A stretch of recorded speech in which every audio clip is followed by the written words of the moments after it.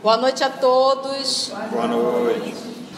Então vamos retomar o nosso estudo da obra Paulo e Estevão. Hoje é o nosso estudo de número 31. Nós iremos iniciar o capítulo 10, no caminho de Damasco.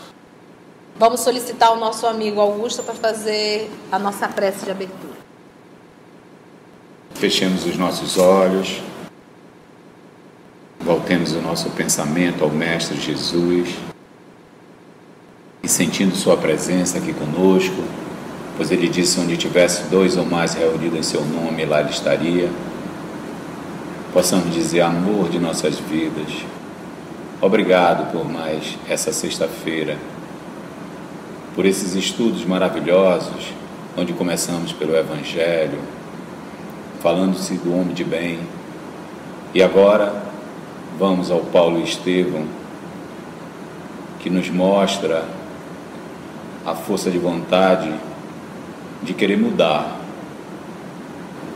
de se tornar um discípulo teu, Mestre, onde nos dá o exemplo que essa mudança é possível desde que tenhamos a vontade firme, que possamos, nesses ensinamentos que vamos aqui absorver, ter essa vontade firme de modificarmos, de nos tornarmos esse homem de bem que o Evangelho nos coloca.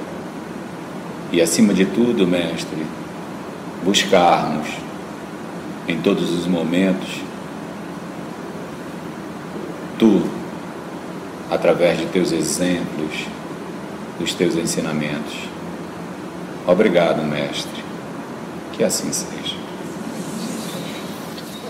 Então vamos lá.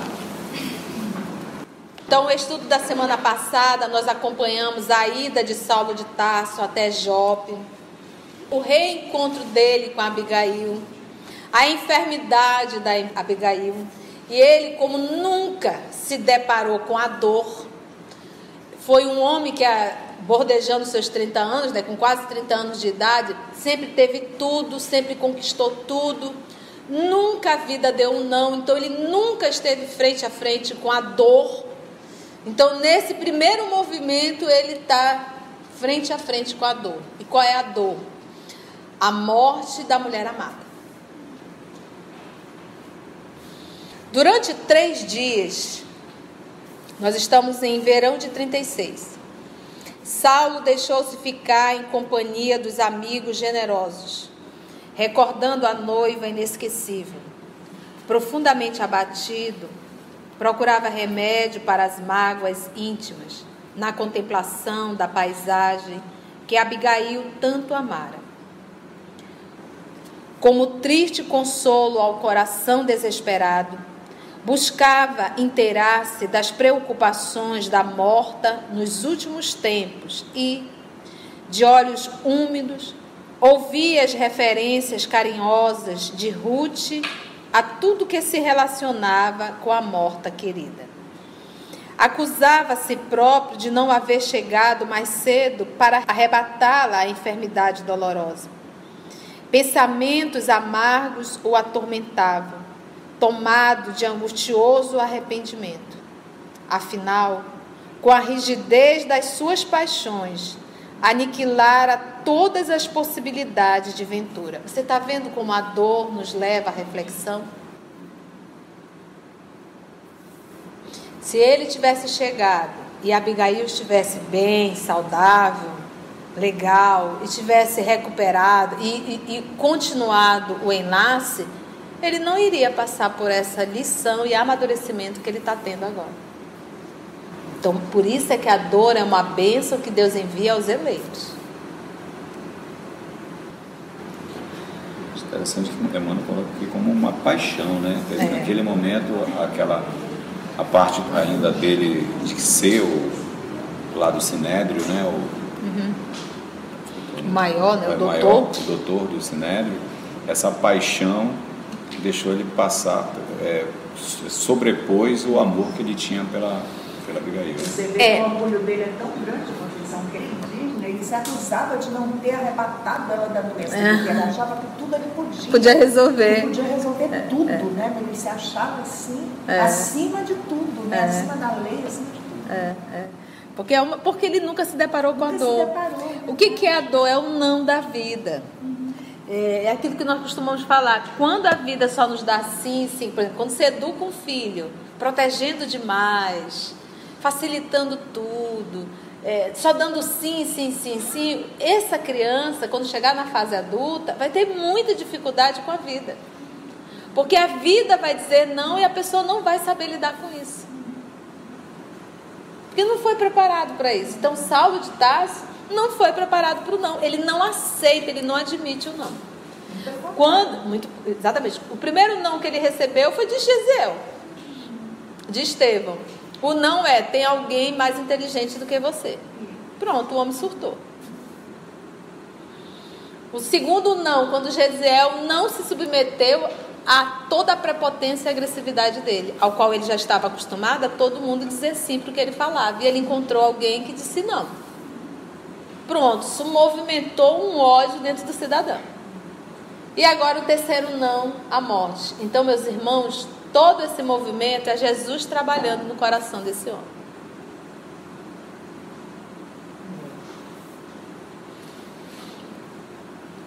E paixões, e rigidez das suas paixões, porque é interessante, Augusto, nós trabalharmos com paixão, a paixão boa, né?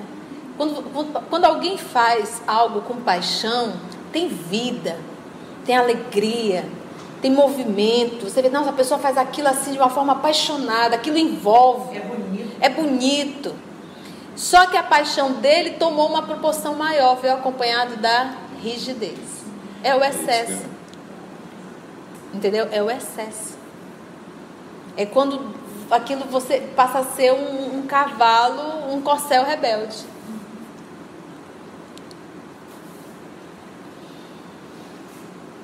Tomado de angustioso arrependimento.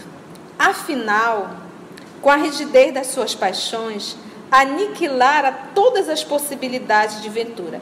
Porque a paixão dele era o quê? Ele era apaixonado pela lei.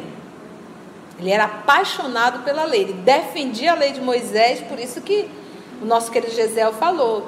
Ele foi fiel a Moisés. No dia que ele conhecer Jesus, ele também será fiel. Então a lei dizia o quê? Ela não era irmã do inimigo dele?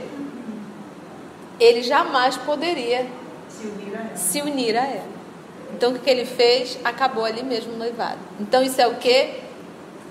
A paixão à lei, mas de forma muito rígida. Lembra da lei de justiça, amor e caridade? Ele só pegou a justiça, esqueceu o amor e a caridade. Não chega quase a um fanatismo. É um fanatismo. Com o rigorismo da sua perseguição implacável, Estevão encontrar o suplício terrível. Olha aí, ele já,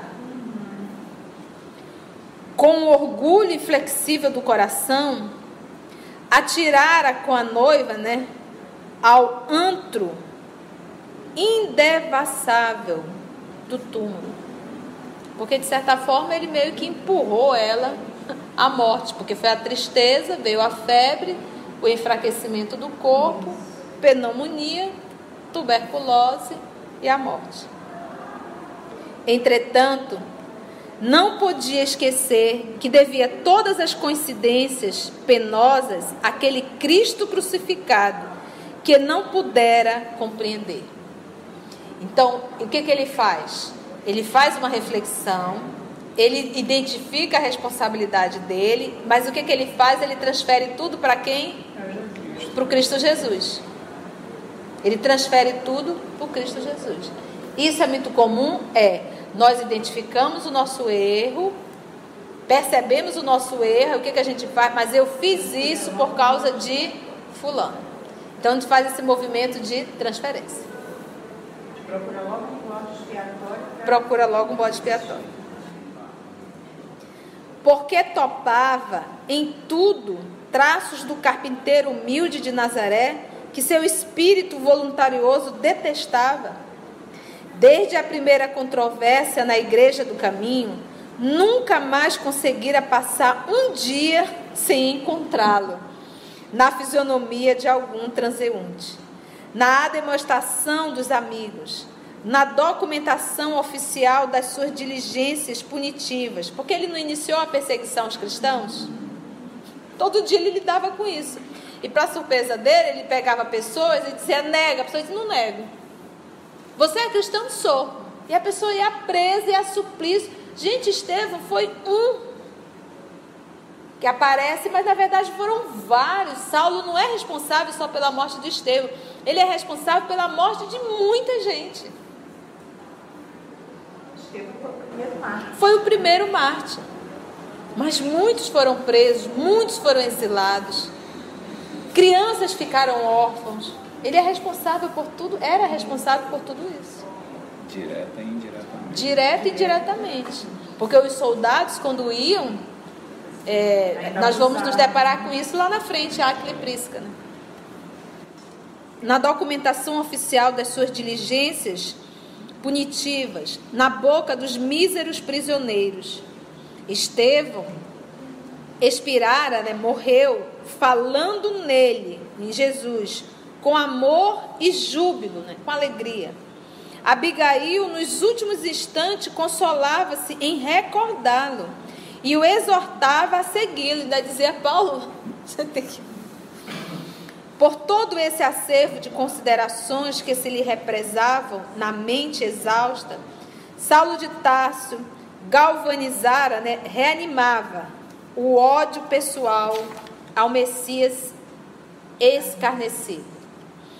Agora que se encontrava só, inteiramente liberto de preocupações particulares, de natureza afetiva, buscaria concentrar esforços na punição e corretivo de quantos encontrassem transviados da lei, julgando-se prejudicado pela difusão do Evangelho, renovaria os processos da perseguição infamante, né? Sem outras esperanças, sem novos ideais, já que lhe faltavam os fundamentos para constituir um lar, entregar-se-ia de corpo e alma à defesa da lei de Moisés, preservando a fé e a tranquilidade dos compatrícios. Então aqui ele já deixou resolvido, eu não caso mais. Se não é com Abigail, não será com mulher alguma. E a partir de hoje, é um homem decidido, é uma das características dele. Ele não tem meio termo. A partir de hoje, irei defender a lei de Moisés. Ele vai se dedicar a isso. Na véspera do seu regresso a Jerusalém, porque ele está na cidadezinha de Jope, na casa de Zacarias. Na véspera do seu regresso a Jerusalém, vamos encontrar o jovem doutor em conversa particular com Zacarias, que procurava ouvi-lo atentamente. Afinal de contas, exclamava Saulo, sombriamente preocupado, quem será esse velho que conseguiu fascinar Abigail, a ponto de ela abraçar as doutrinas estranhas do Nazareno? Ora, replicava o outro sem maior interesse, é um desses miseráveis eremitas que se entregam comumente a longas meditações no deserto. Zelando o patrimônio espiritual da pupila que Deus me confiou, indaguei da sua origem e das atividades de sua vida, chegando a saber que se trata de um homem honesto, apesar de extremamente pobre. Seja como for, contrapunha, né? Contrapôs o rapaz com austeridade, opôs, né? Ainda não pude compreender os motivos da tua tolerância. Como não te insurgiste contra o inovador? Tenho a impressão de que as ideias tristes e absurdas dos adeptos do caminho contribuíram de modo decisivo para a moléstia que vitimou a nossa pobre Abigail. Pronto. Agora a doença da Abigail, a culpa não era dele, a culpa é de quem? Do Ananias. Você está vendo como é que é o orgulhoso? Gente, isso é uma das características. Eu sei que não é o nosso caso aqui, porque nós não somos orgulhosos. Mas uma das características do orgulhoso e do vaidoso é nunca assumir as responsabilidades. Ele sempre vai estar o quê? Transferindo. Sempre transferindo. Sempre transferindo. No dia que ele realmente entender que foi ele vai dar nó em pingo d'água para dizer que o erro é do outro, não é dele. Porque ele estava com raiva porque o Zacarias permitiu que Ananias evangelizasse a noiva amada. Então ele estava bravo nesse momento, assim, obviamente ele não podia ser agressivo com Zacarias. Ponderei tudo isso, mas a atitude mental da querida morta revestiu-se de imensa consolação depois do contato com esse anacoreta honesto e humilde. O que vive na solidão. Na solidão. Solidão e meditação. Ananias tratou-a sempre com profundo respeito, atendeu-a sempre alegre, não exigiu qualquer recompensa. E assim procedeu com os próprios empregados, revelando uma bondade sem limites. Seria então lícito impugnar, desprezar benefícios? É verdade que, na esfera de minha compreensão, não poderei aceitar outras ideias além das que nos foram ensinadas por nossos avós respeitáveis e generosos. Mas não me julguei com o direito de subtrair aos outros o objeto de suas consolações mais preciosas. Tua ausência, ademais, colocou-me em situação difícil. Abigail fizera da tua pessoa o centro de todos os interesses afetivos. Sem compreender as razões que te levaram a desaparecer de nossa casa, compadeci-me da sua amargura íntima, a traduzir-se em tristeza inalterável. A pobrezinha não conseguiu ocultar as mágoas aos nossos olhos amorosos. O encontro de um remédio era providencial. Desde a intervenção de Ananias, Abigail transformou-se. Parecia converter toda a angústia em esperanças de uma vida melhor. Embora doente, recebia os mendigos que lhe vinham falar de Jesus, que, também, não consigo compreender. Eram amigos da vizinhança, gente simples, com quem ela parecia alegrar-se. Observando o mal irremediável que a consumia, eu e Ruth acompanhávamos tudo isso enternecidamente. Como não proceder assim, se estava em jogo a paz espiritual de uma filha dileta nos derradeiros dias de sua vida? É possível que ainda não consigas entender o sentido da minha conduta, nesse particular, mas em sã consciência estou justificado, porquanto sei que cumpri meu dever, não lhe embargando os recursos que julgou necessários à sua consolação. Saulo ouvia-o admirado. A serenidade e a ponderação de Zacarias infirmavam-lhe o entusiasmo mais forte de reprimenda e severidade. As acusações veladas ao seu afastamento da noiva, sem motivo justificado, penetravam-lhe o coração com impaciências de remorso dolorosos. Por quê? Porque ele se afastou, nós sabemos por quê. E Abigail nunca contou isso a ninguém. Sim. Revidou menos áspera. Reconsidero melhor as razões que te induziram a suportar tudo isso.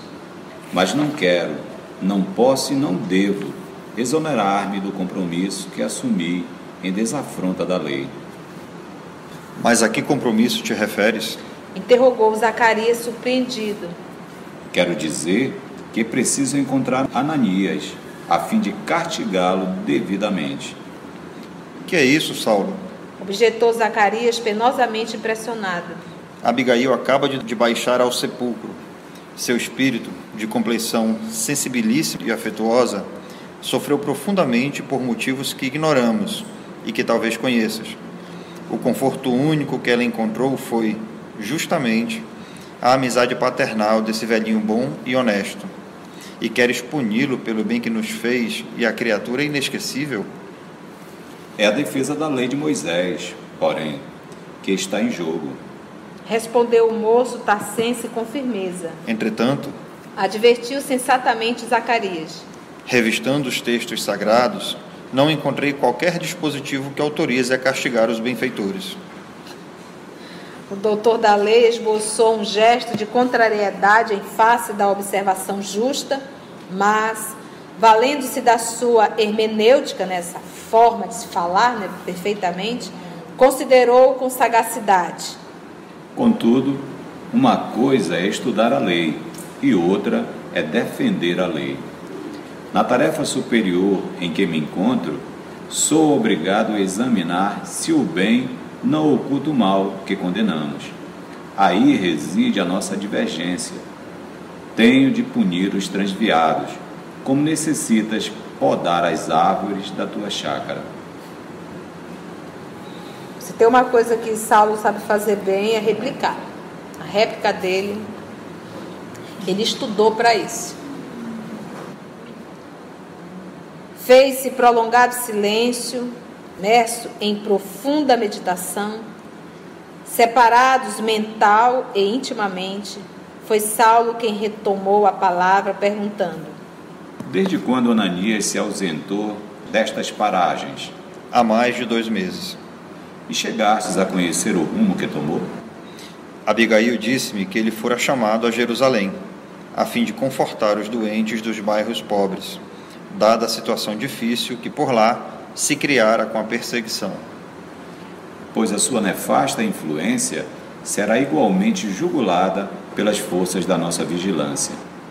Regressando à cidade amanhã, como pretendo, procurarei localizar-lhe o paradeiro. Ananias não dementará outras cabeças. Jamais chegou a pensar na reação que provocou em minha alma, embora não nos conheçamos pessoalmente. Zacarias não conseguiu dissimular o seu desgosto e sentenciou: na simplicidade da minha vida rural, não posso atinar com a razão das lutas religiosas de Jerusalém. Mas, enfim, trata-se de problemas inerentes aos teus místeres profissionais e não devo intrometer-me nas providências que mais convenham.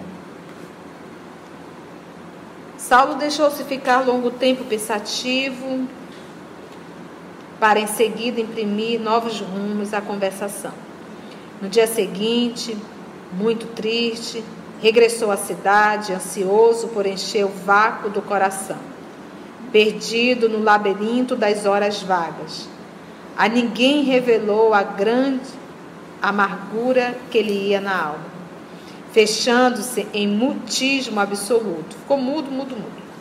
Retomou as funções religiosas de semblante carregado. Ao sol claro da manhã alta, vamos encontrá-lo no sinédrio, interrogando um auxiliar de serviço com vivacidade, com energia. Ele já arrumou um jeito de tentar não pensar na dor da separação de Abigail. Então, cada um de nós temos uma determinada característica. Às vezes nós mergulhamos num trabalho muito grande para esquecer. Às vezes nós mergulhamos em uma revolta muito grande, naquele movimento de você querer vingar-se. E você busca aquilo, você se alimenta daquilo. E existe um terceiro caso, que é o entristecimento. A pessoa perde a vontade de viver, se fecha e pronto. E às vezes vai a óbito. Então, cada um de nós temos uma característica particular para enfrentar as dificuldades do dia a dia.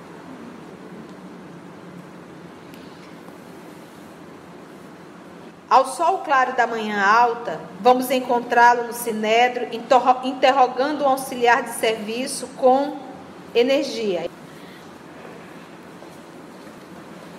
Isaac, cumpriste minhas ordens para os informes desejados? Sim, senhor. Encontrei entre os prisioneiros um rapaz que conhece o velho Ananias. Muito bem, disse o doutor de Tarso, evidentemente satisfeito. E onde mora o tal Ananias? Lá isso ele não quis dizer, apesar do muito que insisti. Alegou que não sabia. Entretanto, é possível que esteja mentindo. Ajuntou Saulo com rancor, né? Juntou, uniu. Esses homens são capazes de tudo.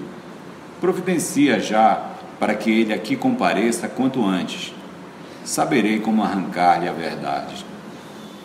Como quem já lhe conhecia as decisões irrevogáveis, Isaque obedeceu com humildade. Daí, a 1 hora, mais ou menos, 2 soldados penetravam no gabinete, acompanhando um rapaz de fisionomia miserável. Sem tirar qualquer comoção, Saulo de Tarso mandou que se recolhessem à sala de punições, onde iria ter com o prisioneiro dentro de alguns minutos. Terminada a escrituração de alguns papiros, vocês sabem o que é o papiro, né? Dirigiu-se resoluto ao salão dos castigos. Alinhavam-se ali todos os instrumentos odiosos e execráveis, abomináveis, malditos, das perseguições político-religiosas que envenenavam Jerusalém nos embates da época. Depois de sentar-se enfaticamente, o moço de Tarso inquiriu o mísero encarcerado com aspereza. Teu nome? Matatias Yohanan. Conheces o velho Ananias, pregador ambulante da Igreja do Caminho? Sim, senhor. Desde quando? Conheci-o nas vésperas de minha prisão, que se verificou há 1 mês. E onde reside esse adepto do carpinteiro? Isto não sei. Exclamou o interpelado em voz tímida. Quando o conheci, morava num bairro pobre de Jerusalém, onde ensinava o Evangelho, mas Ananias não tinha pouso certo.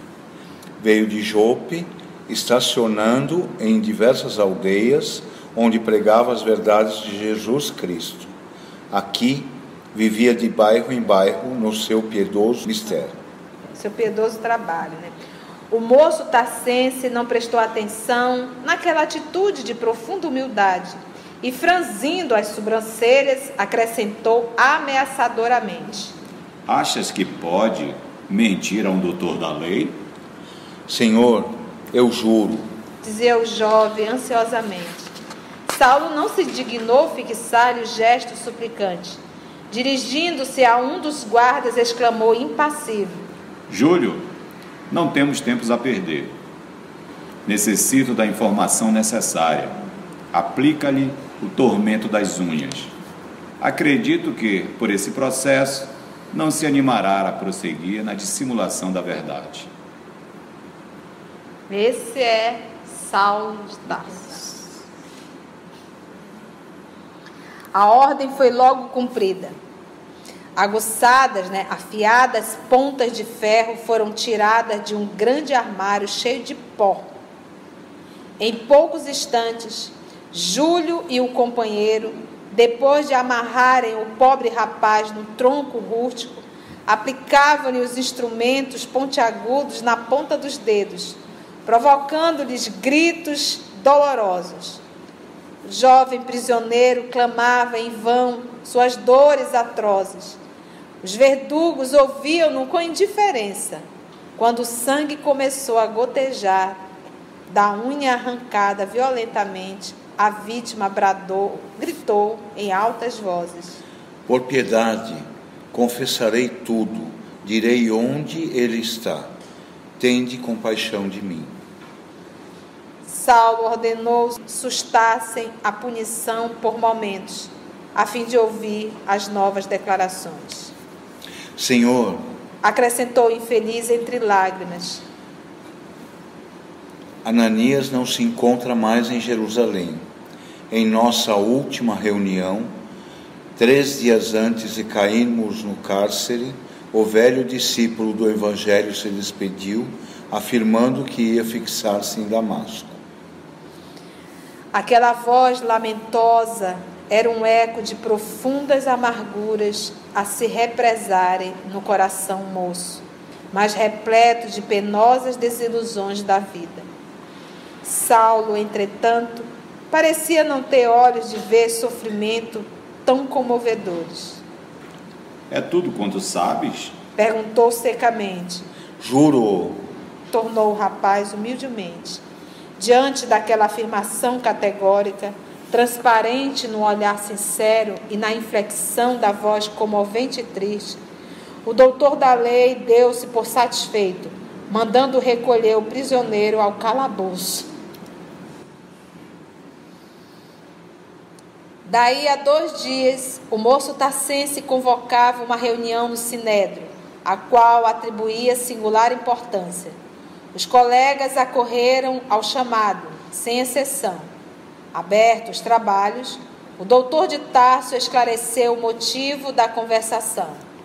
Amigos, Declarou zelosamente. há tempo nos reunimos para examinar o caráter da luta religiosa que se criara em Jerusalém com as atividades dos asseclas do carpinteiro de Nazaré. Asseclas é seguidores. Felizmente, nossa intervenção chegou a tempo de evitar grandes males, dada a argúcia dos falsos taumaturgos exportados da Galiléia. Argúcia, sutileza. Taumaturgos seriam aqueles que operam milagres.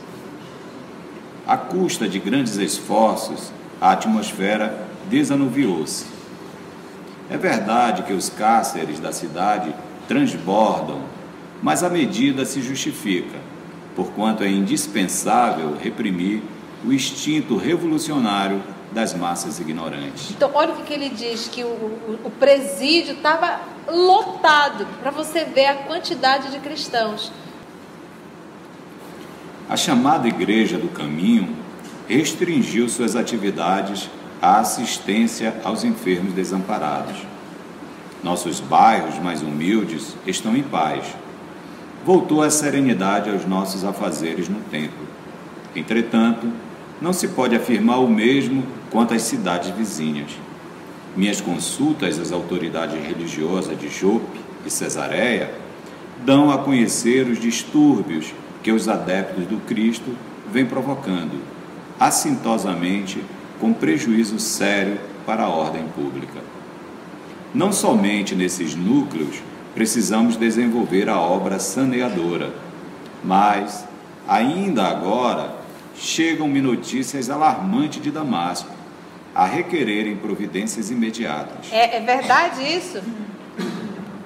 Não é. É porque ele tem o quê?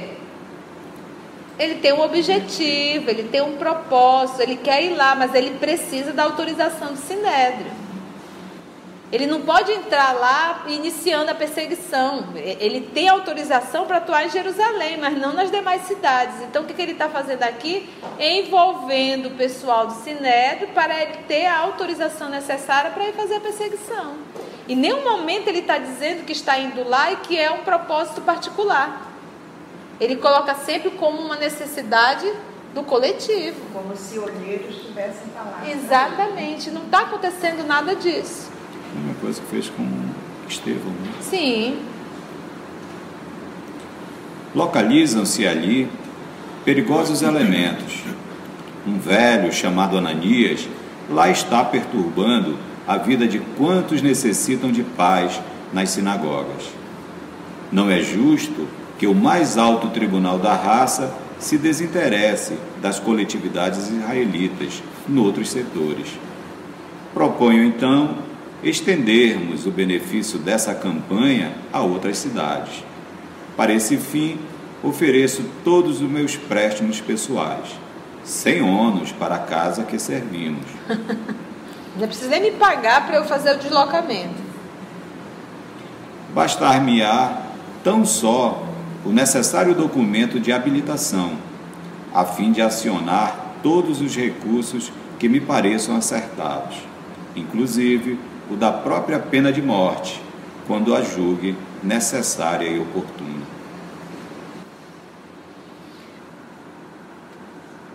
A proposta de Saulo foi recebida com demonstrações de simpatia.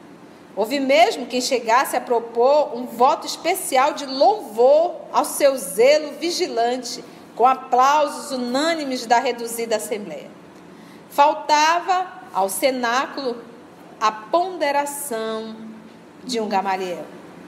E o sumo sacerdote, compelido pela aprovação geral, não hesitou, não duvidou em conceder as cartas indispensáveis, com ampla autorização para agir discricionariamente. Os presentes abraçaram o jovem rabino com muitos encômios, elogios, aplausos, louvores, exatamente, ao seu espírito arguto, fino e enérgico. Francamente, aquela mentalidade moça e vigorosa constituía auspicioso penhor de um futuro maior, com a emancipação política de Israel. Alvo das referências lisonjeiras e estimuladora dos amigos, Saulo de Tarso estimulava o orgulho de sua raça, esperançoso nos dias do porvir. Por isso que os amigos superiores, os amigos espirituais, eles jamais vêm em reunião mediúnica para estar jogando purpurina em cima da gente. Jamais abre um movimento de elogio. Por quê? Porque ele sabe o quanto isso prejudica a um espírito terráqueo. Porque em nós ainda habita muita vaidade, muito orgulho e muita presunção. Você vê aqui o mal que isso está fazendo a Saulo de Tarso. Ninguém chegou com ele, porque não tinha um Gamaliel lá para dizer: rapaz, presta atenção, por que ir tão longe? Verdade é que sofria amargamente com a derrocada dos sonhos da juventude, mas empregaria a solidão da existência nas lutas que considerava sagradas ao serviço de Deus. Entendeu o que Saulo fez? Para não pensar na dor, arrumou uma nova forma, um objetivo de vida, Algum comentário, meus irmãos? Alguma pergunta? Foi bom? Bom. Só nos resta orar, então? Então vamos elevar o nosso pensamento ao nosso Senhor Jesus.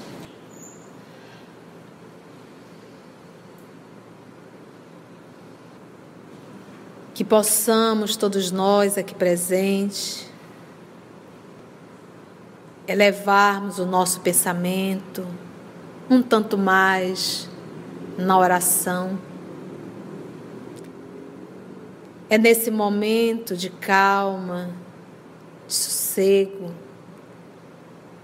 os nossos amigos espirituais, familiares, nosso anjo de guarda, nos envolve na paz, na assistência, no amparo espiritual necessário.